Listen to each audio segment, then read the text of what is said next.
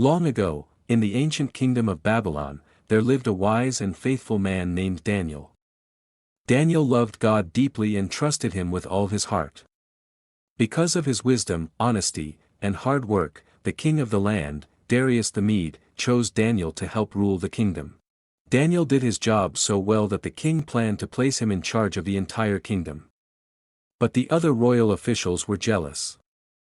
They did not like that Daniel, a foreigner, had gained so much favor with the king. So the officials began looking for something wrong in Daniel's work.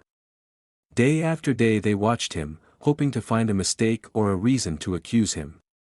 But Daniel was faithful, honest, and responsible. They could find nothing wrong. Finally, the jealous officials said to one another that they would never find anything against Daniel unless it had something to do with his faith in God, so they made a secret plan. The officials went to King Darius and said, "O king, live forever. We have all agreed that the king should make a new law. For the next 30 days, anyone who prays to any god or man except you, O king, shall be thrown into the lion's den." The king liked the idea because it made him feel honored and respected.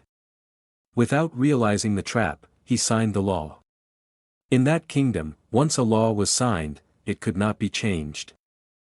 Instead, he went to his house, opened the windows that faced Jerusalem, and knelt down to pray just as he had always done. 3 times a day Daniel prayed and thanked God. The jealous officials were watching. As soon as they saw Daniel praying, they hurried back to the king. They said, "Did you not sign a law that anyone who prays to another god must be thrown into the lion's den?"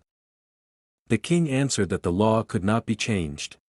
Then they said that Daniel, the one from Judah, was still praying to his God and refusing to obey the law.